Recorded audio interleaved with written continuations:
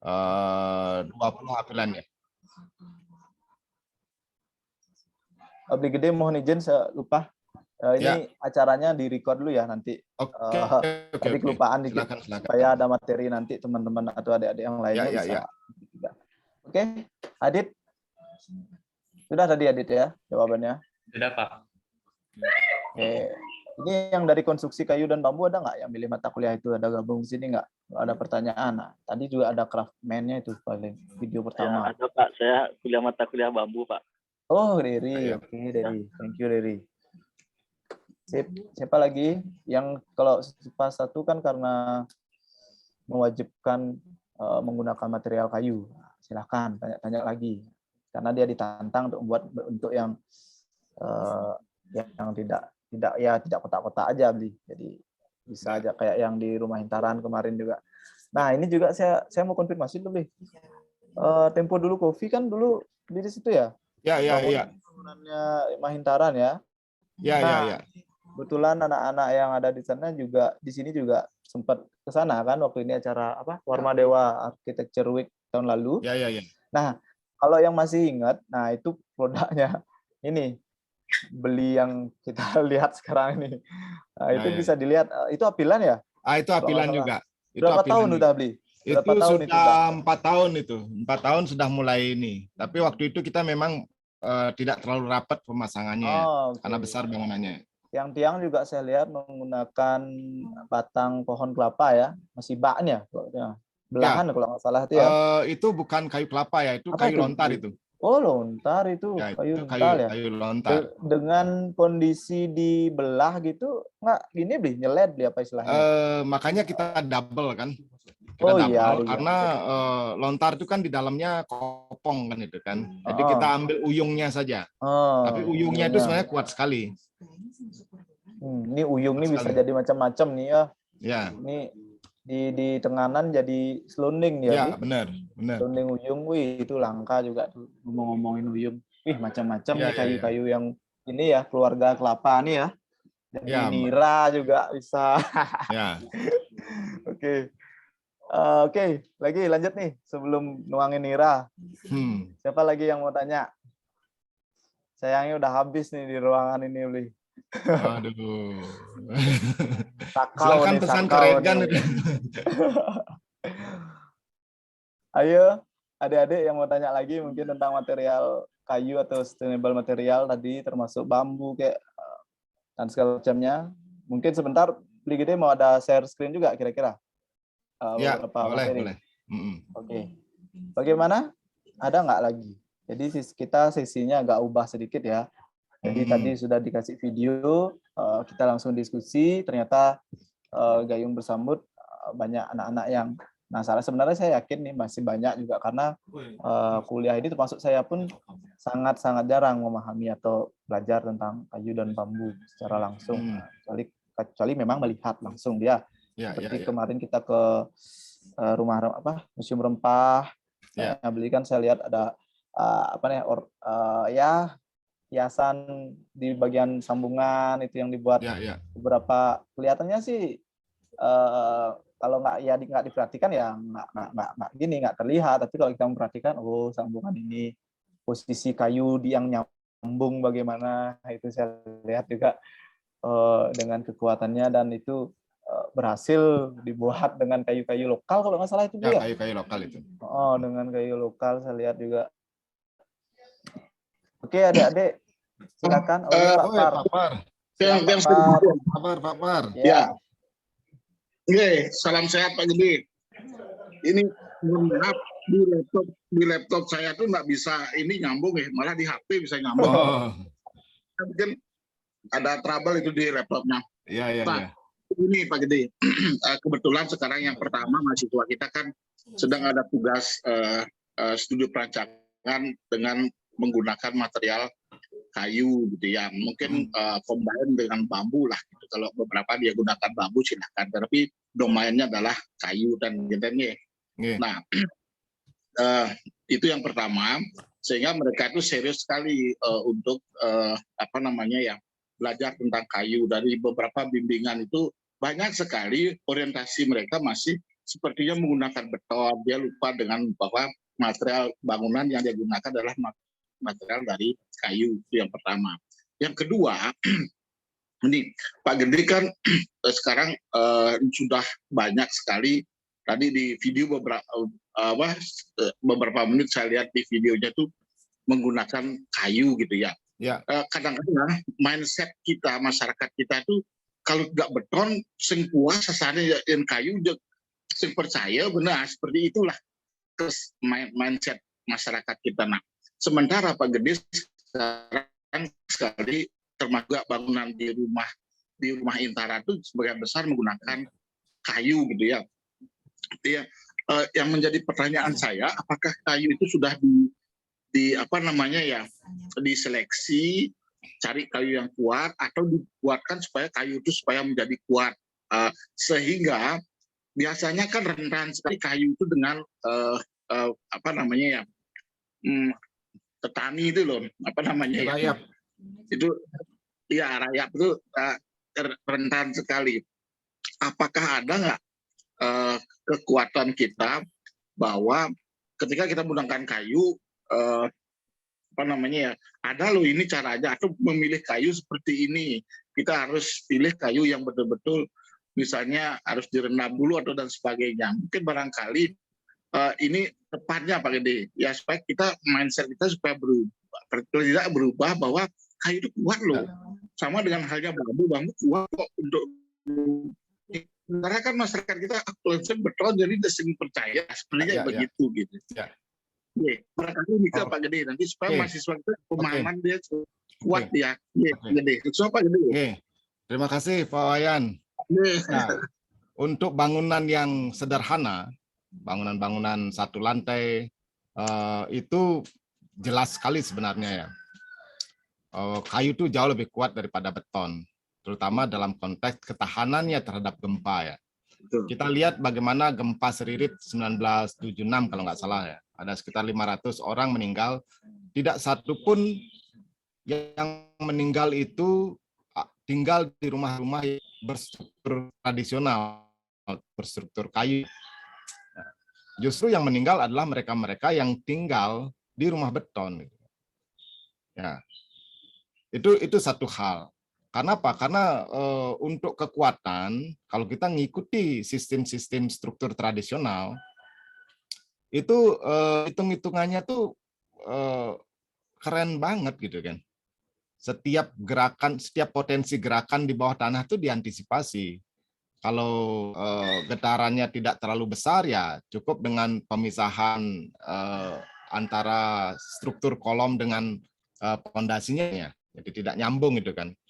Terus untuk gerakan yang lebih besar lagi itu yang namanya light-nya. Kan setiap masang sunduk, masang lambang itu kan terutama di bawah sunduknya itu kan ada light ya. Light-nya itu memang sengaja dibuat untuk menciptakan ruang untuk bergerak juga gitu kan. Jadi kalau getarannya tuh lebih besar lagi, itu light-nya tuh jatuh sehingga struktur-struktur yang saling berikatan ini bergerak gitu kan. Nah, itu yang menyebabkan mereka sangat kuat, antisipatif terhadap gempa bumi gitu kan. Nah, beda dengan beton. Kalau besar kita salah ngitung udah pasti crack.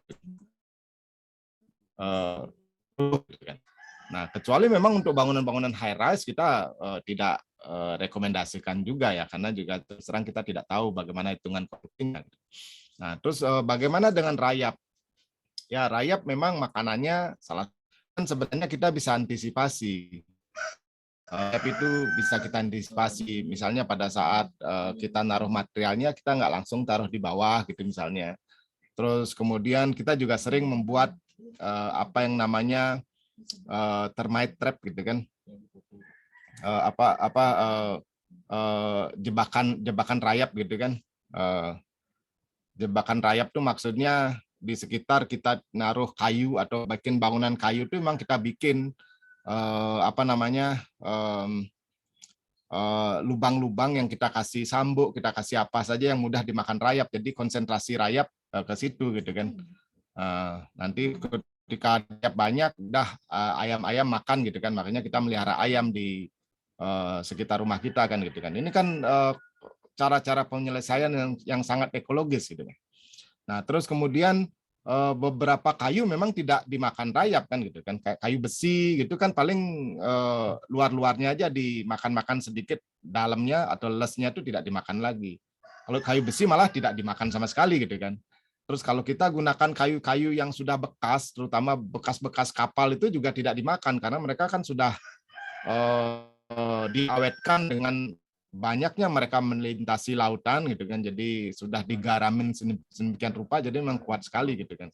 Nah, kalau untuk saat ini relatif kita ada persoalan dengan rayap, tapi tidak terlalu signifikan gitu kan, masih bisa diatasi lah, kayak gitu. Ada seleksinya Pak Dea?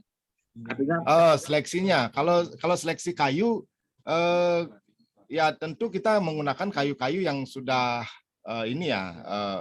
sudah cukup umur lah katakan gitu kan.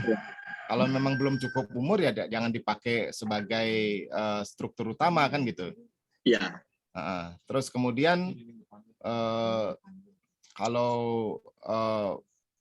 pemilihan kayu-kayu sendiri kayak kita menggunakan kayu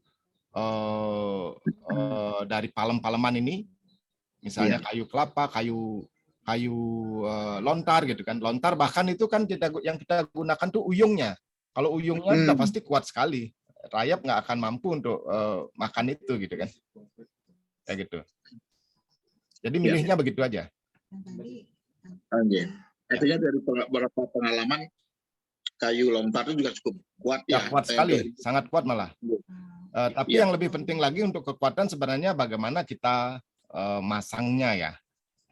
Masang lambang, masang sunduk yang gitu-gitu. Makanya ada yang ditaruh vertikal, ada yang taruh horizontal. Itu kan berhubungan dengan kekuatan juga kan. Iya. Oke, Pak De. Sukses banget Pak De. Mungkin ada mahasiswa, silakan. Anda silakan. Ini semua Pak Wayan, Pak Mate.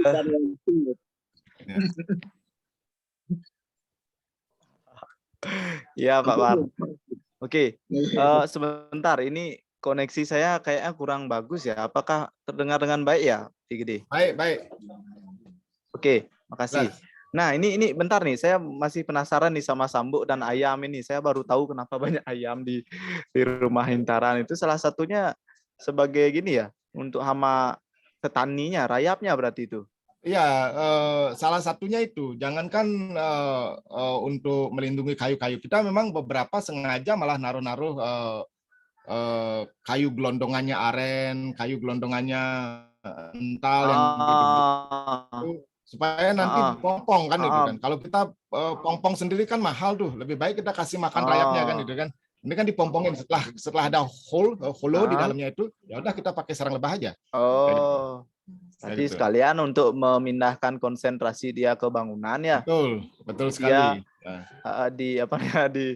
Diarahkan ke sana itu, mengibuli rayap lah gitu lah modelnya. Tapi yang Sambuk itu ada beli ya emang kalau dari turun temurun gaya kita untuk mengantisipasi rayap itu ya. Sambuknya ditanam gitu maksudnya. Ada yang ditanam, ada yang di luar. Makanya di luar kita naruh sambuk-sambuk ditumpuk-tumpuk gitu kan. Nah, yang ditumpuk-tumpuk itu ya. Bukan sambuk itu juga bagian dari itu sebenarnya. Jadi kita taruh di situ, orang mikirnya itu kan, ini aksesoris saja gitu kan. Iya. Nah, kita selain kita gunakan untuk memasak, makanya kita refresh terus itu kan. Itu juga untuk memblokade jalannya rayap ke kayu-kayu yang kita gunakan kan itu kan. Jadi daripada nyari tempat yang jauh dan lebih keras, lebih baik nyari tempat yang dekat dan lebih lunak kan itu kan. Benar. Nah ini mereka makan sambuk ya udah kita sikat dengan ayam-ayam gitu kan. Oke. Saya sempat melihat satu kayu hul satu area di mana di Kerobokan kalau nggak salah. Terus dia ngeletakin sambuk. Kalau nggak ada yang mungkin ada yang nggak tahu sambuk ya di sini ya. Serat kelapa di kelapa itu ya, serabut yang jadi serabut kelapa ya. Nah itu disusun di depan bangunannya. Terus saya lihat nih, ini orang jualan ayam panggang nggak ya ini apa? Enggak, ternyata berarti mungkin ya saya baru tahu juga nih kalau sambuk itu salah satu obat insek ya. Kalau orang biasanya pakai nah ini ditumpuk-tumpuk. Ya. Bedanya cairan ini pakai sambuk. Nah, kalau biasanya kita dengan ini kan pakai yang 1 juta berapa gitu per titik bayarnya, mahal ya. Ini salah satu cara untuk kita membuat, tapi ya mau ini ya mungkin virtual tour dulu ya. Lihat video-videonya Rumah Hintaran biar tahu sekitarnya kayak apa. Tadi beberapa sih saya pikir ini fotonya yang begitu. Suaranya kurang jelas. Oke, sudah kedengaran? Ya, Gede. Kedengaran. Oke. Ya. Adik-adik mungkin bisa virtual tour dulu di YouTube-nya, nanti bisa tahu sekitarnya. Tapi rahasia-rahasianya kayak masih banyak nih yang belum saya tahu. Kalau mungkin adik-adik dengar tadi suara ayam gitu, ya kan karena Brigade Kristen memang saya memang ya feel desanya lah, supaya terasa masih. Nah itu juga penting untuk kita di psikologis kita kan gitu. Nah ini boleh juga nih kalau ada yang mau tanya tentang yang lain, rahasia-rahasia lain mungkin yang tiba-tiba mau dijelaskan oleh Brigade Kresna. Ada atau saya sini ada Pak Kadek sama Pak Warnata kalau nggak salah tadi di sini. Dia masih join mungkin. Ya. Oke. Brigade habis ini ada gini, ada materi lagi. Kira-kira. Silakan aja. Oh iya Pak Par. Bagaimana Pak Par? Iya. Begini. Yang kira ini bagus sekali pakai penelitian. Sejauh mana sambuk dan kayu yang dibilang oleh Pak Gede itu diminati oleh rayap. Barangkali ini bagus sekali. Sehingga itu kita pakai umpan, sehingga orientasinya rayap itu maka ke sana bukan ke kayu kita mungkin ya. Iya benar. Bagus sekali. Ini harus kita teliti gininya. Apa namanya, kita di akademik meneliti itu. Iya. Pernah ada yang meneliti itu beli gede? Tentang manfaat sambung. Saya nggak tahu ada yang meneliti atau tidak ya. Tapi ini kan pengalaman atau empirik kita seperti itu. Dan beberapa hal yang langsung disampaikan oleh orang-orang tua. Sebenarnya gini, kayak sekarang misalnya orang kan banyak mengeluh. Setiap kali nanam rimpang, nanam singkong itu dicari oleh gayas gitu kan. Apa bahasanya, ulat-ulat tanah itu apa bahasanya kalau di selatan, gayas, atau ada yang nyebut gayas gitu kan. Nah, kan sebenarnya bukan karena soal gayas atau hamanya itu ya, tapi soal perilaku kita yang berubah gitu kan. Nah, kita sudah tidak lagi memasak di dapur-dapur yang menggunakan kayu bakar, sehingga kita tidak punya lagi aon gitu kan. Abu itu kita nggak punya. Padahal musuhnya gayas itu adalah abu gitu kan. Makanya dulu tradisi-tradisi orang tua kita kan ngabuin kan. Abu-abu gosoknya tuh dibuang aja ke tebo, dibuang ke kebun yang gitu-gitu kan. Nah, sehingga apa? Yang terjadi lagi-lagi gayas-gayas yang ada di bawah permukaan itu kepanasan, mereka naik ke atas, dan begitu mereka naik ke atas, itu jadi santapannya ayam-ayam gitu kan. Nah, karena orang Bali itu tidak percaya atau tidak mengenal istilah membunuh hama gitu kan. Membasmi hama itu nggak dikenal di Bali. Yang ada adalah bagaimana hama ini didekatkan pada predatornya. Nah, konsep-konsep mendekatkan diri pada predator inilah yang digunakan oleh orang-orang kita, termasuk rayap, termasuk gayas yang gitu-gitu. Karena semua ini kan penting dalam semesta ekologi yang utuh gitu kan. Gitu. Berarti ya minimal kita juga punya kepentingan kan di sana, urusan yang tadi kalau kita balik ke rayap ya Beli ya, kita punya kepentingan tentang bagaimana kayu yang kita beli dengan harga yang sangat mungkin sudah tergolong sudah sangat mahal ya, bisa terlindungi secara alami ya dengan salah satu memanfaatkan tadi tentang apa namanya, mengarahkan atau memanipulasi pergerakannya, kemudian menyiapkan gininya apa namanya, predatornya, misalnya seperti itu. Kalau di proyek yang pernah Beli lakukan, nah bukan di rumah nih, bukan di Rumah Hintaran, ada nggak melakukan konsep ini? Kalau di proyek ya udah otomatis kita pragmatis ya. Pragmatis dalam artian kayu-kayu ini kan tidak langsung bersentuhan dengan pondasi bagian bawah gitu kan. ya bagian-bagian bawahnya kayu ini udah pasti kita kasih. Kalau kita sih tetap menggunakan, ya itu termasuk chemical juga ya, oli bekas kita pakai kan gitu kan. Nah, bawahnya itu kita kasih oli bekas saja itu udah ini tuh udah aman sebenarnya. Kayak gitu. Oke, artinya treatment untuk di lapangan khususnya di proyek ya sudah menggunakan yang model yang baru lah. Tapi kalau adik-adik yang mungkin pikiran membuat rumah kayu di desanya nanti ya bisa dengan cara ini, dengan ayam-ayam yang sedang melihara ayam apalagi ya. Terhibur juga ya suaranya. Oke, ada lagi nggak nih yang mau nanya nih tentang material kayu, bambu atau atapnya pun atau apapun lah, tentang sambungan juga. Ada lagi, adik-adik?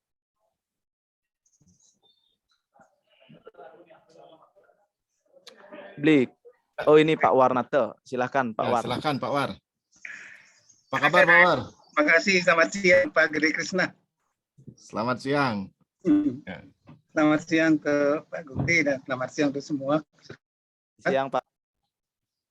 Saya bahagia mendengar apa yang dikatakan oleh Pak Gede Krisna karena sama dengan kerinduan saya untuk mendengar apa yang diungkapkan oleh orang tua dulu yang barangkali pada waktu itu adalah sesuatu yang sifatnya biasa-biasa saja, tapi pada saat sekarang menjadi luar biasa dia. Contoh seperti tadi, dengan adanya bagaimana upaya untuk menetralisir pengaruh-pengaruh amat terhadap bangunan, seperti penggunaan sambo dan sebagainya.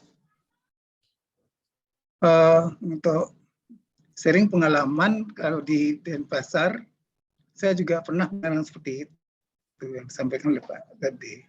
Namun di Denpasar itu biasanya gini, ada dua cara. Yang pertama yang berkaitan dengan agak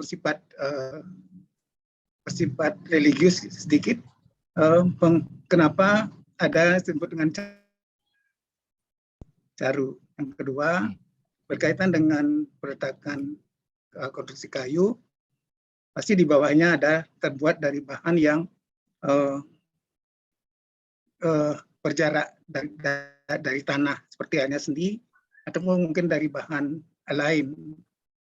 Nah, yang pertama saya sampaikan tentang caru itu, saya pernah dengar gini, katanya caru kalau orang baru mau melaspas atau apapun yang berkaitan dengan caru setelah upacara caru selesai, itu carunya yang berupa binatang-binatang itu ditanam di halaman sana, bukan dibuang. Ya. Nah, ternyata caru-caru ditanam tersebut secara efek rasio katanya caru itu disenangi oleh rayap. Dengan demikian rayap-rayap yang ada di sekitar situ konsepnya kemudian dikaburkan dengan lebih tertarik dia sama caru itu. Sampai akhirnya rasa caru itu habis, ya berarti yang punya rumah juga saatnya mau caru baru lagi. Sehingga dengan demikian awetlah dia selama ini apa yang sudah dibuat dari bahan kayu itu menjadi bahan bangunan, menjadi awet sebanyak semungkin berkaitan dengan itu. Terus yang kedua, yang berkaitan dengan jarak, saya pernah dengarin dari segi gini. Pernah ada penelitian dari PITB tentang kapilarisasi. Kapilarisasi apabila dia bahan bangunan kemungkinan dia diserap air tanah masuk ke atas, maka ada jarak maksimum air tanah itu ke atas dari permukaan tanah itu. Nah, dari jarak maksimum itu didapat pada waktu itu kesimpulan sekitar 60 cm. Apabila kita membuat bahan yang fondasi tapi masih kemungkinan air itu terserap ke dalam fondasi, seperti halnya terserapnya lapisan minyak di kompor dulu kapilarisasi itu, nah sampai 60 cm, setelah itu dia sudah maksimum, dia tidak lagi bisa mengalirkan air itu ke atas. Demikian juga tentang rayap, apabila kemudian konstruksi kayu itu ditaruh di atas tanah sampai 60 cm, dipastikan dia kemungkinan kena pengaruh dimakan rayap sangat kecil sekali. Nah itu dari segi pernah saya dengar sebagai sharing saja. Namun yang saya saluti adalah bagaimana Pak Gede Krisna kembali mengangkat. Saya tidak berpikir seperti itu sekarang. Tapi Pak Gede Krisna sudah demikian rupa sederhana namun berarti sekali, dan sekaligus juga memberikan peluang dari segi ekonomi dan dari segi keterampilan yang barangkali apabila tidak sesuatu bangunan dianggap seabadi mungkin, maka keterampilan itu akan punah. Sama dengan pemilihan sekarang yang gini, saya mohon maaf, pendapat di antara kita yang di kota-kota, termasuk yang kita yang modern, diharapkan kita membuat satu bangunan, sekali membuat bangunan ukurannya lama. Sehingga pada waktu itu ada yang keluar suatu ide, ganti aja batu bata pakai misalnya batu. Karena apabila pakai batu bata, nanti lumutan batu batanya rusak, lagi diperbaiki. Tapi bertahan sekali sudah selesai, proyek lama. Dengan demikian, setelah itu tukangnya nggak punya kerjaan lagi, tukang batu bata kita. Sehingga dengan demikian juga nggak ada. Dan kita menjadi bodoh karena keterampilan batu bata yang dulu pernah ada di sekitar kita yang menjadi yang mengerjakan lagi. Saya pendapatnya yang tadi itu adalah kita kesinambungan dari segi ekonomi dan dari segi sumber daya manusia kerja. Oke, masih bisa didengar suara saya? Kedengaran Pak, kedengaran. Oke. Nah, barangkali itu ngotori saya sebagai tambahan, tapi yang jelas saya seharusnya adalah saya tadi belum berpikir untuk penggalian sekarang sedemikian rupa sederhana tapi berarti yang sebenarnya juga pernah diberikan oleh orang tua kita dalam berupa memori yang saya sampaikan tadi. Terima kasih Pak Gede. Mungkin lanjut untuk memberikan pencerahan pada mahasiswa. Ini sebenarnya pas sama topiknya Pak. Sebenarnya ada yang lebih hardcore lagi daripada itu ya, yaitu struktur kayu yang langsung nempel di tanah gitu kan. Nah, tapi karena saya juga belum mengetahui alasan-alasan dan efektivitasnya, saya belum pernah mempresentasikan ini gitu kan. Nah, mungkin ini saatnya ya untuk bahan masukan aja, untuk bahan sharing pengetahuan ke adik-adik yang ada di sini ya. Kalau kita datang ke daerah-daerah yang punya bangunan-bangunan tradisional itu, beberapa diantaranya struktur utama kayunya itu langsung nempel di tanah loh. Salah satunya Wairebo. Salah satunya Wairebo, salah satunya yang saya lihat identik, yang saya perbandingkan inilah. Salah satunya di Pedawe itu misalnya. Nah, itu langsung ada struktur yang langsung ke tanah gitu kan. Nah, tapi tidak ditanam juga, cuma numpu aja di tanah. Apa yang terjadi? Mereka menggunakan ijo loh.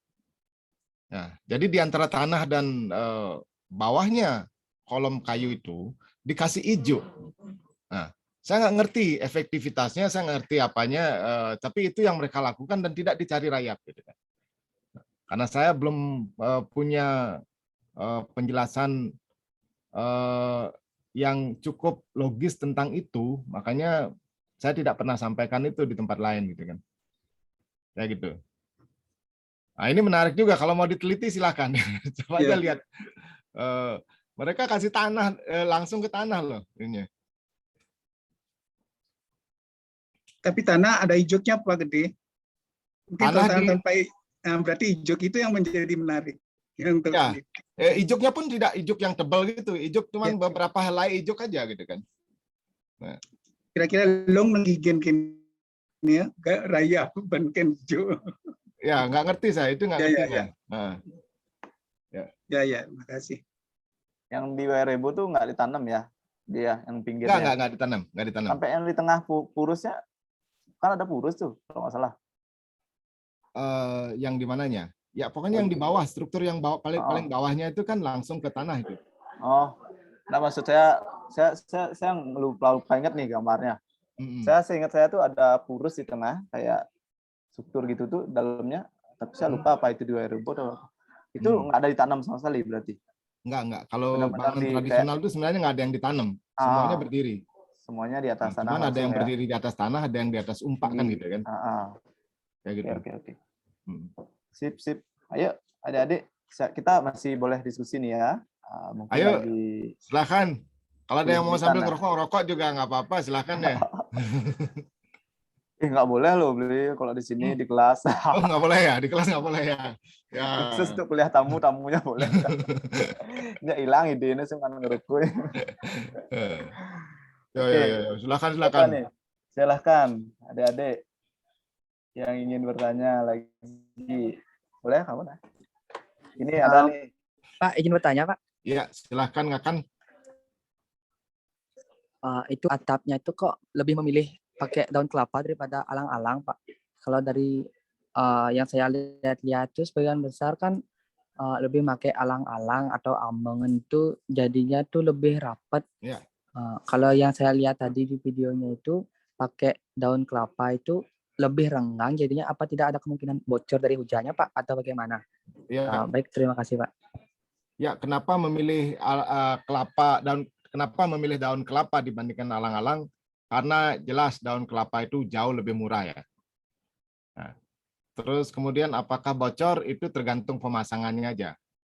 Daun kelapa juga sebenarnya kita bisa rapetin sekali. Bisa kita rapatkan sekali. Intinya pilihannya tuh kenapa? Karena lebih murah lah. Terus kemudian lokal. Otomatis jejak karbonnya lebih rendah kan gitu kan. Kalau alang-alang atau ambengan ini sekarang kan kalau di Bali kan banyak didatangkan dari Lombok juga. Karena saya juga pernah bisnis alang-alang soalnya dulu kan. Ya alasannya sih begitu saja, sesederhana itu. Tergantung pemasangannya. Kalau tekniknya benar, nggak akan bocor. Oke. Oh, baik, Pak. Terima kasih, Pak. Ya, sama-sama. Ayo, ada lagi. Ini Ngakan ada di sebelah saya, Pak. Yang jadi panitia juga untuk acara ini. Ya. Ada lagi yang mau nanya? Tadi Gilang udah. Yang cewek belum ada yang naik. Ada yang cewek nggak sih yang ikut nih? Ada dong. Ada ya? Kita punya kok mahasiswi beli. Oh. Ayo, ini ditantang nih para mahasiswi dulu. Ada yang mau tanya nggak? Oke, sambil menunggu yang bertanya nih, urusan sambungan-sambungan itu sering meng-create yang baru nggak, Beli? Maksudnya kalau meng-create yang baru tidak ya, tapi bentuk-bentuknya, karena saya menganggap ini puncak pencapaian yang sudah hampir selesai mungkin ya orang-orang tua kita dulu ya. Ketika Barat memperkenalkan locking, orang kita sudah membuat interlocking. Lock yang di lock lagi gitu kan, interlocking. Jadi pertemuan segitiga itu kan tidak cukup dengan pertemuan segitiga, itu juga ada pertemuan jurainya yang menahan itu semuanya kan itu kan. Nah, itu kan complicated banget sebenarnya. Nah, terus kemudian rata-rata kan kalau struktur bangunan Bali itu kan tidak ada kuda-kuda kan itu kan. Ya. Saya dulu penasaran banget kenapa sih struktur Bali itu tidak ada kuda-kudanya. Ternyata ada orang Bali punya dedeleg loh. Dedeleg yang di atas itu ya. Iya. Namanya dedeleg. Jadi semua usuk, semua pemada, semua pemucu masuk ke situ kan itu kan. Itu gila banget ketika saya dapat dedeleg yang asli yang zaman dulu itu, makanya sampai saya simpan itu gila. Mereka begini cara berpikirnya sehingga nggak perlu kuda-kuda lagi. Jadi bagian selingnya tuh bersih jadinya kan gitu kan. Nah, salahnya adalah sekarang orang bikin struktur yang bersih seperti yang bersih dari kuda-kuda seperti itu kan semua dah dipaku-paku kan gitu kan. Usuk-usuknya semua dipaku ke pemadanya atau dedeleg yang sekarang. Tapi kalau dedeleg zaman dulu tuh itu gila tuh. Strukturnya ya masuk begitu, masuk semuanya. Nah, itu keren sekali. Ya. Nah itu yang kita kurang, makanya saya ingin sekali sebenarnya ngajak anak-anak ini ke, saya sebenarnya sudah diminta ya oleh Turah Karangasem ya,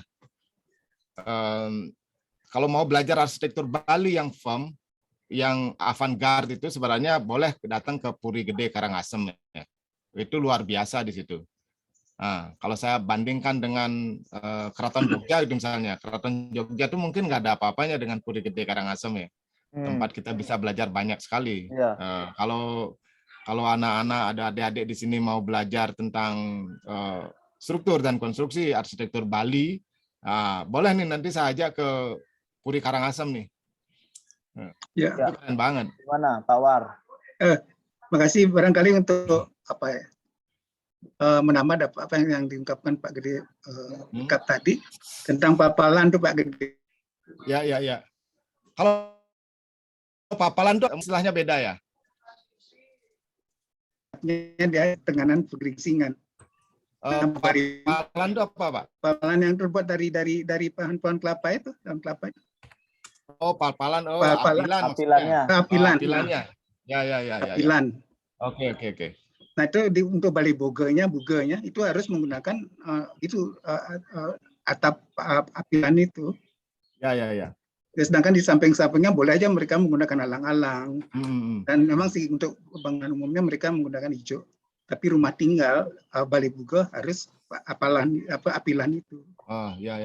Nah, barangkali sebagai satu tambahan, lalu pertanyaannya kenapa justru apilan itu dipertahankan untuk tradisi di Tenganan? Apa yang membedakannya dengan amengan atau alang-alang tadi? Itu barangkali pertanyaan yang menarik lebih lanjut. Kalau yang saya lihat di tempat lain itu ada hubungannya dengan sesuatu yang mesti dijaga gitu kan. Jadi saya berusaha mencermati dan menelusuri jejak-jejak antropologisnya sebenarnya. Kenapa sih upacara-upacara kita banyak menggunakan kelapa? Karena kelapa itu penting. Jadi kalau kelapa itu kita gunakan sebagai sarana persembahan, otomatis pohonnya kita jaga gitu kan. Ya. Nah, ini juga ada indikasi-indikasi ke situ arahnya gitu kan. Nah, kenapa sih kita menggunakan ijuk gitu untuk bangunan-bangunan sakral gitu kan? Ya karena bangunan sakral ini kan karena ijuk ini kan penting ya. Bukan ijuknya tapi justru pohonnya, pohon arennya itu kan. Karena dalam semesta ekologi aren itu kan tumbuh di dahan-dahan yang miring yang gitu-gitu, sehingga sangat penting dalam semesta keberlangsungan ekologi kita. Ketika itu dijadikan sarana persembahan atau material bangunan-bangunan suci, otomatis orang akan jaga sumber-sumber materialnya kan gitu kan. Kayak gitu. Iya.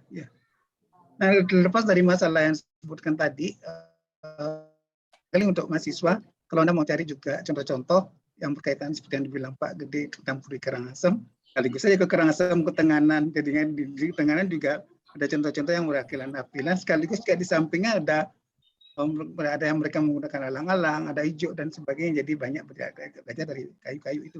Sambil menjelang minum susu lah. Ya. Ke Karangasem, ke Tenganan dapat, ke Puri Karangasem dapat dan sebagainya. Barangkali itu sebagai satu. Ya. Mungkin saya merespon Puri Karangasemnya dulu. Puri Karangasem ya, benar. Ya.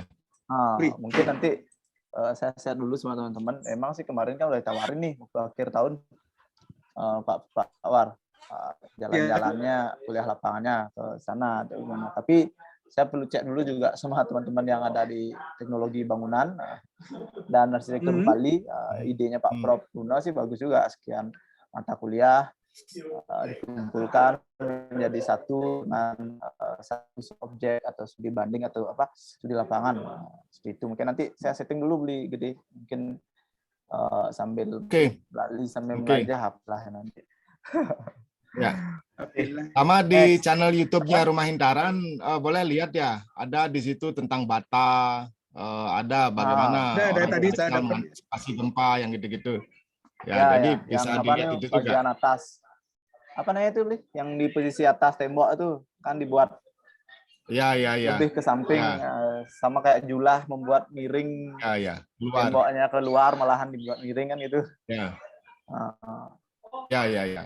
Seperti itu. Oke, ini juga perlu tahu ya adik-adik, khususnya karena kita membicarakan sustainable material. Jadi sebenarnya apa yang dibicarakan dari tadi ya masih di lingkaran topik. Tapi karena saya kemarin WA belinya ada recycle wood nih, beli keren. Tadi saya dikirimin nih sama Gede Kesno. Kayu-kayu yang dikumpulkan. Saya lihat juga di gudangnya Rumah Hintaran ya. beberapa banyak sekali kayu-kayu yang kayak gini dah tampilannya. Nah, Ya. ini beli berburu kayak gini juga ya? Ya, mungkin saya jelaskan sedikit. Dulu saya berburu, tapi sekarang tidak gitu kan. Justru saya jadi selebritis di situ. Selebritis di kalangan pemulung saya gitu kan. Ya, dalam artian ketika mereka punya barang, mereka ada bahan itu saya dikabarin gitu kan. Nah, jadi bisa dikatakan kita punya jaringan untuk mendapatkan kayu-kayu bekas ini. Nah, boleh di-share foto-fotonya ya? Mulai dari yang pertama itu. Ini apa nih, beli kayu nih, beli? Nah, ini sebenarnya untuk nunjukin ke anak-anak aja gitu kan, adik-adik mahasiswa di Warma Dewa. Ini anak saya. Jadi dari kecil sekali memang sudah saya ajak hunting gitu kan, material-material seperti ini. Ini adalah bekas kapal. Bayangin ini satu kapal isinya itu ini bak-bak penampungan airnya. Kalau ada yang jeli di Rumah Hintaran kita juga pakai ini kan, bak penampungan air kita ini. Bak penampungan air kita di Rumah Hintaran menggunakan ini sampai kita pun bekas gitu kan. Nah, ini anak saya, sekarang anak saya ini udah kuliah, mungkin usia dengan di sini ya. Jadi dari kecil sekali memang sudah ke situ. Dan di kanan ini ada salah satu contohnya, yang ini akan jadi bangunan nanti gitu kan. Ya mungkin foto berikutnya.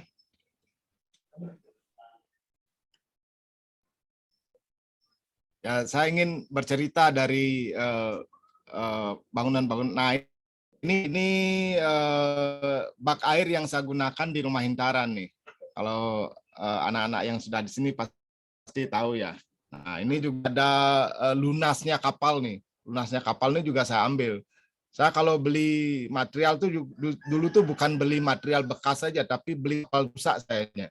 Kadang-kadang saya beli satu kapal, kadang-kadang saya beli 2 kapal, itu bisa sampai 6 truk fuso ya, bisa sampai 10 truk fuso tuh banyaknya tuh. Kalau kita angkut semuanya kan itu kan, banyak sekali gitu kan.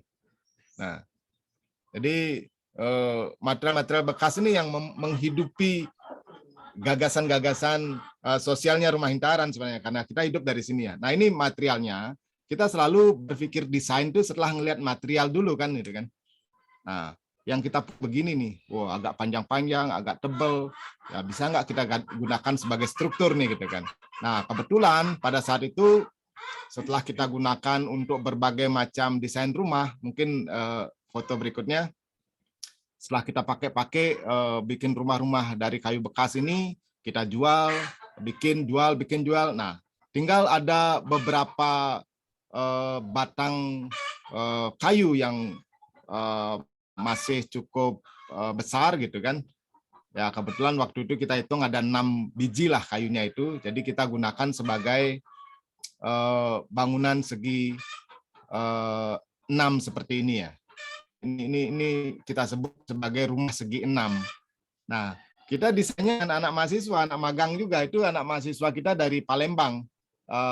Sekarang sudah bikin satu biro sendiri, dan salah satu biro yang lagi naik daun juga di Palembang kan gitu kan.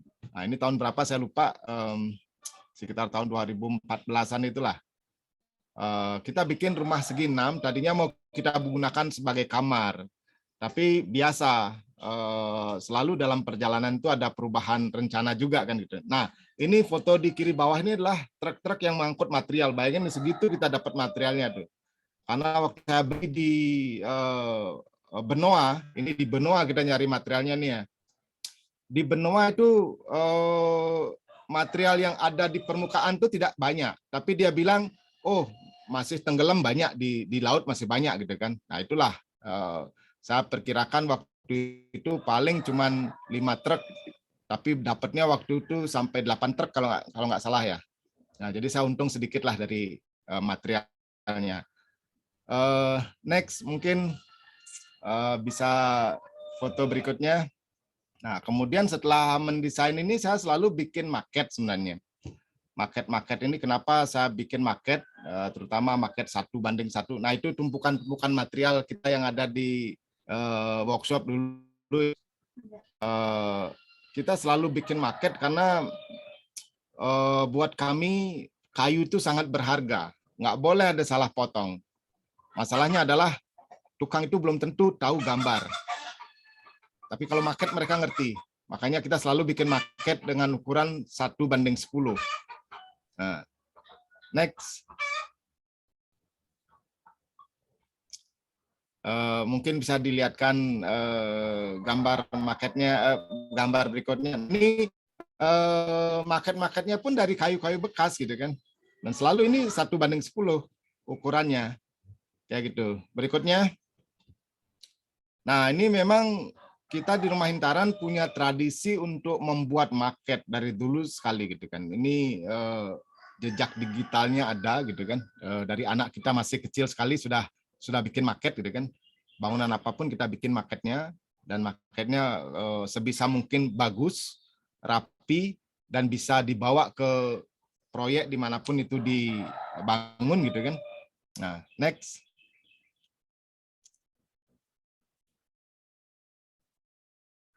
Nah, dengan market-market ini sebenarnya kita mudah sekali menjelaskan kepada, tidak hanya kepada tukang, tidak hanya kepada kenek, tapi juga kepada kliennya. Nah, ini setelah dilakukan begini ya, kita bangun satu persatu,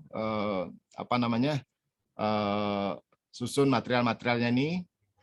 Dan materialnya kan kalau dilihat di sini bukan material yang ukurannya umum ya, karena memang kita dapetinnya dari bekas kapal gitu kan. Nah, berikutnya.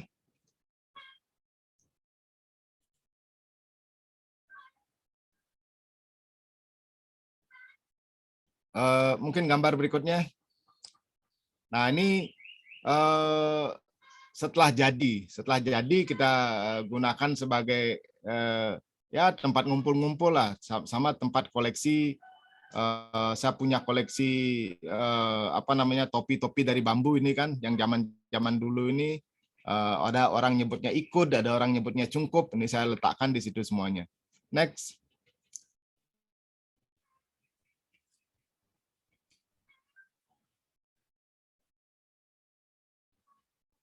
Berikutnya, ini koleksi topi-topi dari bambu saya. Kita nyebutnya ini, jadi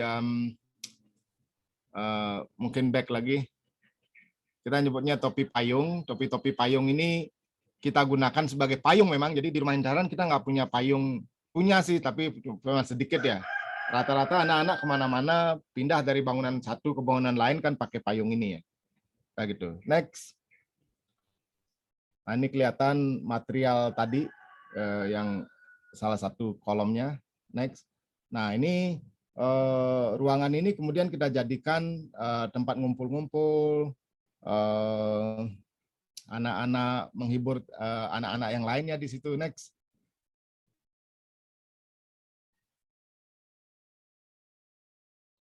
Tak loading dikit nih. Ya. Nah, ini mungkin ya ini jadinya tuh seperti ini. Strukturnya benar-benar beda sekali dengan bangunan-bangunan yang biasa ya. Tapi kita ingin di sini tuh manut kepada sistem-sistem struktur tradisional ya. Masih ada celah untuk bergerak, terus kemudian locking, interlocking, segala macam, dan tetapnya. Dan sampai hari ini mungkin ya kita belum pernah lihat rayap sih di sini. Karena rayapnya mungkin sudah diselesaikan sama ayam-ayamnya ya. Kayak gitu. Ya ini kadang kita jadikan panggung juga untuk nyanyi-nyanyi, duduk-duduk. Anak-anak Warma Dewa kemarin juga kantornya kan di sini kan. Anak-anak yang Wafi kemarin, mereka ngantor di ruangan ini gitu kan. Jadi nggak jelek-jelek amat lah, meskipun dari kayu-kayu bekas kan nggak malu-maluin lah gitu kan ininya. Ya. Barangkali gini Pak Gede, direndam air laut. Next. Kenapa? Silakan Pak. Setelah direndam air bisa tahan pada rayap, bisa jadi itu. Ya. Dia kan kapal di dalam air laut, kayu-kayu itu. Samping yang dia kayu yang tahan air. Barangkali itu. Ya. Halo? Kayaknya hanya sebagai satu pemikiran. Silakan. Ya. Ya, jadinya seperti inilah bangunan-bangunan kita itu seperti inilah, gitu kan. Mungkin foto berikutnya, foto terakhir. Oh ya, ini habis. Nah, di sebelahnya juga ada bangunan dari kayu juga, kayu bekas juga, masih dari material yang sama. Kita gunakan ini. Kalau yang sebelah tuh rumah untuk anak saya ya, karena anak saya umur ulang tahun ke-13, saya kasih hadiah rumah gitu kan, rumah kecil, cuman 9 meter persegi. Ada kok videonya di channel Rumah Hintaran ya, kalau mau lihat bagaimana rumah cuman 9 meter persegi itu silakan, karena kita sebut ini rumah mandiri ya. Jadi umur 13 tahun atau masuk saya pikir anak-anak sudah bisa kita pisah dari rumah induk gitu kan. Ya gitu. Ya mungkin itu kurang lebih yang bisa saya presentasikan. Ya selebihnya mungkin kalau ada yang mau diskusi lagi silahkan ya. Oke. Nah, udah lihat nih tadi gimana ngumpulinnya dari kapal ya, katanya kayu kapal ya, semuanya. Gimana beli tawar menawar? Tawar menawar itu kapalnya kapal bekas berarti ya? Ya, tawar menawarnya itu sebenarnya unik. Orang bilang begini, ini maaf ya, bukan berarti sektarian ya, tapi teman saya yang Madura bilang begini. Kalau kita bicara dengan orang Madura, kalau nyebutnya 50-50 itu artinya dia dapat lebih lah gitu kan. Ya, Madura tuh sapi nggak mau gitu kan. Ya, impas pun nggak mau, maunya menang terus gitu kan. Tapi kan saya pada akhirnya punya trik untuk mengerti orang Madura itu seperti apa gitu kan. Makanya ya ujung-ujungnya kalau orang biasanya negosiasi dengan saudara-saudara kita orang Madura kan selalu alot kan gitu kan. Kalau saya sekarang negosiasi dengan mereka karena sudah ngerti, pokoknya mereka istilahnya apa kata bos aja lah udah gitu kan. Ya berapapun saya minta gitu kan. Nah, jadi kita diminta untuk nentuin harganya. Tentunya dengan harga yang pantas ya. Kayak gitu. Jadi ini persoalan pendekatannya aja. Terus kemudian salah satu juga kunci kita pertama tuh giniin pakunya beli ya. Oh ya, pakunya. Dan orang Bali jangan salah ya, orang Bali jarang sekali yang mau. Makanya salah satu kunci kita main di kayu katakan itu bisa bahasa Jawa juga. Pasti bisa belajar bahasa Jawa ya. Ya. Kenapa Madura, Pak? Ini kebetulan di mata kuliah konstruksi kayu. Gimana Pak War? Sebentar agak nge-lag nih di saya. Iya. Sekarang sudah bisa didengar. Halo? Jelas. Ya, okay. Jelas. Ya, kalau sudah bisa jelas didengar begini, kepada mahasiswa yang mengikuti studio khususnya, tadi apa yang diberikan oleh Pak Gede itu sebagai suatu inspirasi bahwa Anda berhak membuat satu konstruksi dengan panjang kayu seberapapun dia, dengan catatan dia sesuai dengan SOP di studio 1 itu. Nah, contohnya tadi Pak Gede membuat satu ukuran kayu yang tidak biasanya di ukuran kayu-kayu pada kayu tradisional yang ada di Bali misalnya. Dengan demikian pengetahuan itu setidaknya membuka wawasan untuk mahasiswa menggunakan dimensi berapapun dia terkait tugasnya. Panjangnya juga berapa gitu. Terima kasih. Ya. Nah, itu dia tadi. Ada yang mau tanya lagi? Siapa nih adik-adik sesi terakhir sebelum kita akhiri? Kita punya batas waktu lagi kurang lebih lagi 15 menit ya, Beli Gede. Ya. Ayo, yang cewek-cewek ini dulu. Ini ditantang nih, dikira enak punya mahasiswi nanti Orma Dewan. Ya, masih. Ini saya tutup kamera dulu ya. Sinyalnya amat sangat jelek nih. Ayo adik-adik. Yang cewek-cewek mana nih? Silakan. Asalnya sekan lah mahasiswa cewek nih Pak. Pak, izin bertanya yang lagi, Pak. Ya, silakan Adit. Oke, silakan. Durability dari kayu kapal bekas tuh berapa lama kira-kira, Pak? Woi, itu justru lama sekali ya. Karena udah tahan banting.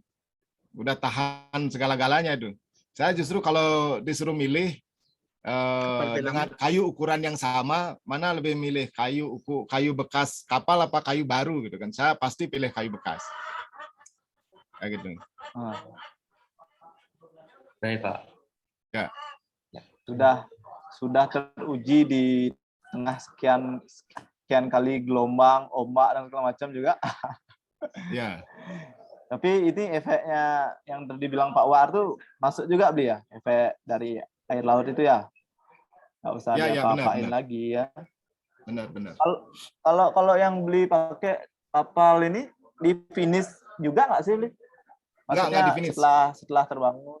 Enggak di finish. Gitu aja. Nggak diapa-apain lagi. Diamplas tok, maksud dihalusin aja. Ya paling dibersihin kalau tajam-tajam gitu kan.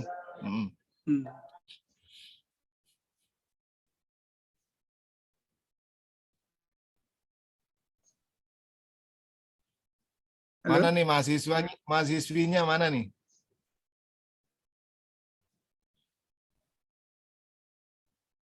Oke, yang lain nggak apa-apa. Ada lagi nggak?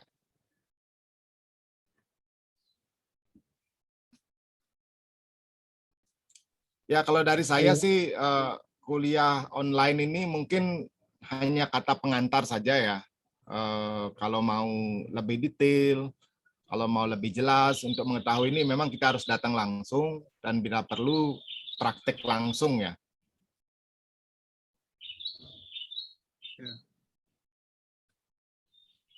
Sebentar beli, saya pindah ke HP dulu ya. Ya. Ini kayak udah mau diusir nih sama wifi-nya. Ya. Ya kayaknya itu sih, Gung. Permisi Pak, izin bertanya. Ya, silahkan. Siapa nih Koman? Ya, silakan. Ya. Biasanya sebaiknya setiap berapa meter kita pakai siku-siku di kolam itu Pak? Untuk bentang. Setiap berapa meter pakai siku-siku itu tergantung ukuran kayunya ya. Itu tergantung ukuran kayunya. Tergantung peletakannya juga. Jadi sistem canggah uang atau siku-siku itu kan Bali banget itu sebenarnya ya. Bali banget atau Jawa banget. Di tempat-tempat lain banyak yang tidak pakai siku-siku. Siku-siku, halo Pak Gede, siku-siku Ya. itu kita mengadopsi dari konstruksi Belanda. Oh, Belanda itu ya? Belanda. Sedangkan yang di Bali itu apa yang kita sebut dengan sunduk. Ya. Kita apa ya, sunduk aja. Ya. Ya. Ya benar. Tapi, ada yang lama sekali nggak ada siku-siku itu loh. Ya, nggak ada. Ya.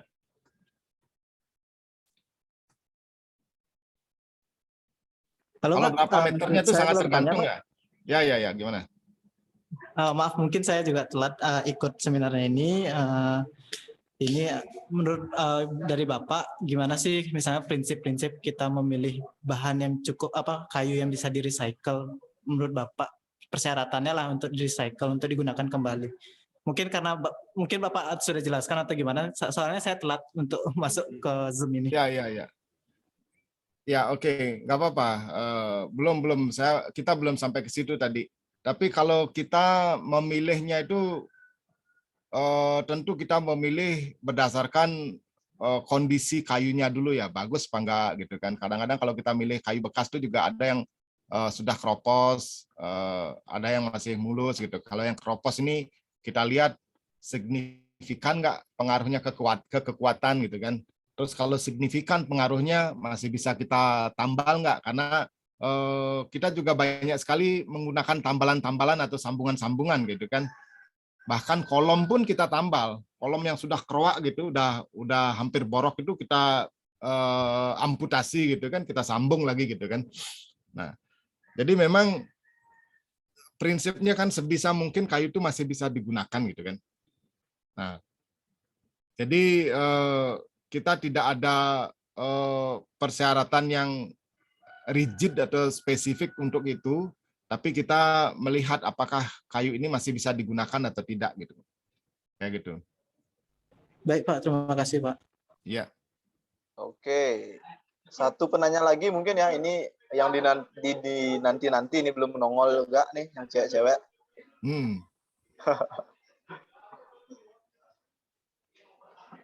Ayo adik-adik. Silakan. Yang dari berapa ya? A2 mungkin yang saya tahu. Mungkin ditunjuk aja salah satu, silakan. Oh gitu ya. Awar dah, tunjuk yang cewek-cewek. Ayo yang dari A2, silakan. Salah satunya sebelum biar ada wakil dari yang cewek. Kira nanti arsitektur Warma Dewan ada ceweknya. Apa amat sangat malu mungkin Pak. Dian Dorate, siapa namanya itu, saya juga ya lupa. Silakan. Oke, dimanfaatkan nih Beli Gede Kresnanya nih. Menit-menitnya begini nih, berharga sekali loh.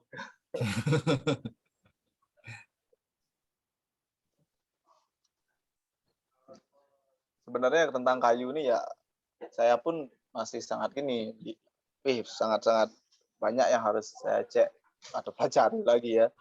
Masuk tadi mengolah, mengumpulkan, dan ya membuat kayak ini yang segi 6 yang tadi kita lihat aja kan, pasti ada perlakuan khusus saat menyambung pemucunya ke bagian kolom-kolom dan balok-balok yang itu akan membuat semacam cowaan atau apa ya istilahnya itu, buat cowaan lah yang tidak biasa karena dia posisinya dengan sudut yang berbeda, tidak seperti biasanya di segi empat kan seperti itu ya Beli ya. Benar banget. Terus karena kolom-kolomnya juga miring, bagaimana nahannya itu kan itu kan. Sudah dia nahan ke tengah dan segala macam, tidak ada tumpuan lain.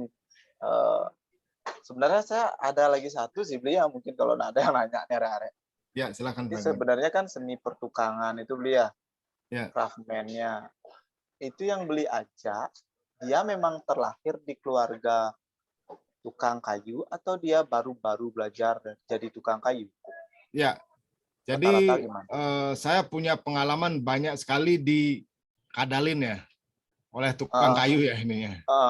Jadi karena kita merekrut orang dari luar itu kadang-kadang tukang listrik ngakunya tukang kayu gitu kan, tukang batu ngakunya tukang kayu gitu kan. Pokoknya asal tukang kayu aja. Tapi bagusnya mereka mau berlatih gitu kan. Dan kita punya kepala tukang yang menurut saya sangat bagus untuk membina itu ya. Jadi kalau di sini bayangin aja kita ngajak tukang kadang sampai 25 orang. Kalau di proyek kita ngajak tukang sampai kadang-kadang 90 orang, 100 orang. Selalu juga sering terjadi hal-hal seperti itu ya. Tukang kabel aja bisa ngaku tukang kayu kok gitu kan. Kayak gitu. Tapi pada akhirnya bisa. Malah tukang maket kita itu bukan tukang kayu loh awalnya loh. Kayak gitu. Tapi karena kepala tukangnya bagus mentrainingnya dan kita juga selalu dampingin. Kalau dulu kan workshop saya memang benar-benar di depan rumah ya di Taman Dompu di Nimbas Rama itu kan. Jadi memang tiap hari saya dampingin gitu kan. Dan saya juga seneng ngelihat proses itu kan. Orang kerja. Jadi kalau salah dibenerin. Jadi benar-benar jadi lab banget di bawah situ ya. Eksperimen banget gitu kan. Dan ini pada akhirnya melahirkan beberapa kepala tukang di kelompok itu. Ada yang sudah jadi grup sendiri kayak gitu. Sebenarnya kan karena tukang kayu ini kan yang saya heran tuh kan buat presisinya itu loh, Li. Ya. Kan itu skill tukang kayu yang ada duanya itu ya buat presisi. Pokoknya yang craftsman ini memang ya bambu mungkin juga punya batu, pasangan varas segala macam. Tapi yang kayu ini juga dari dengan stylenya pensil di telinga biasa. Kan seni juga tuh kita coba mengenal juga. Beli punya masih ya alat-alat pertukangan kayu yang zaman dodol itu masih ya. Masih dengan serut yang harus ditekan dagu apalah itu misalnya. Ya perlu juga kita tahu sebelumnya kan gitu. dengan serut kayu yang ya Tapi sampai menurut gelombang saya sampai mana ya, kira-kira? menurut saya mereka punya kecerdasan alami untuk mengatasi persoalan ya. Jadi mungkin karena mereka tidak terlalu tahu banyak teori gitu kan, mereka jadinya lebih alami untuk menyelesaikan sesuatu gitu. Ya, kayak misalnya dulu waktu di tembok itu kita sama-sama belum pernah tuh masang kayu atau merekonstruk bangunan yang satu kolomnya tuh 1,2 ton gitu kan. Kan kita sama-sama nggak punya pengalaman gitu kan. Ya, saya sendiri tadinya sudah mau nyerah tuh sewa forklift kan gitu kan. Tapi mereka menolak. Mereka yang bersikeras untuk menolak. Jadi kita dikasih alternatif ini. Kita sebenarnya tinggal approve aja. Mereka yang menawarkan alternatif teknik gitu kan. Tekniknya. Jadi ya kami belajar dengan menurut saya lebih bagus daripada kita. Sesuatu yang tidak kita bayangkan mereka bisa bayangkan gitu kan. Nah, cuman melogikakan ini seperti apa, makanya perlu ada kita untuk approve itu aja sebenarnya. Gitu. Maksudnya kita gitu. hanya approval aja ya, setuju dan seterusnya. Sisanya mereka kan sudah imajinasinya sudah komplit tuh ya. Terus yang skillnya lagi berhubungan adalah dengan risiko ya. Iya, risiko. Nah, ya kan skillnya berhubungan dengan pasukannya, Bli. Gimana caranya satu komando ini mengarahkan sekian orang yang tanda kutip tidak semuanya pemahamannya sama untuk mendirikan, bilang dah satu tiang yang begitu berat. Kan unik juga itu komandonya. Ada perbedaan antara tukang Bali dengan tukang luar Bali ya. Dalam hal ini tukang Jawa ya. Tukang Jawa dengan tukang bukan orang Jawa gitu kan. Yang saya lihat ya. Kalau tukang Jawa itu bekerja seperti orkestra gitu kan. Mereka masing-masing tahu apa yang harus dilakukan. Tidak harus menunggu temannya selesai gitu kan. Beda dengan tukang Bali atau tukang dari luar Jawa gitu. Mereka sering sekali menunggu. Temannya ngerjain apa, dia liatin, dia tungguin dulu temannya sampai selesai gitu kan. Ini akan jadi apa sih gitu kan. Nah, tukang Jawa itu seperti orkestra, mengalir aja gitu kan. Mengalir aja kerjanya gitu. Makanya kalau dari segi pekerjaan mereka memang jauh lebih cepat, kita harus ngakuin kan. Ya. Nah, jauh lebih cepat. Dan ada aja ide tadi ya menyelesaikan permasalahan itu ya. Nah, oke Bli, saya rasa ini sudah jam 2 ya, nggak terasa ya. Kita sudah 1,5 jam lebih untuk ngobrol diskusinya, dipotong video tadi. Sebelumnya mungkin saya mengucapkan terima kasih banyak nih Diki Krisna sudah sama-sama 2 jam Pak Bungdi. video-videonya, kemudian terima kasih Pak. Ada Pak War juga. Pak War. Ya, kita Kang Yang Dumun lewat online. 8 hari kita siapkan mungkin beberapa pertemuan jika adik-adik mahasiswa ingin kita siapkan. Tapi yang penting lagi adalah kami dan saya dan mahasiswa dapat langsung ngobrol dengan praktisi yang memang hidup atau karya-karyanya kebanyakan dari kayu. Awalnya memang dari recycle wood ya idenya ini.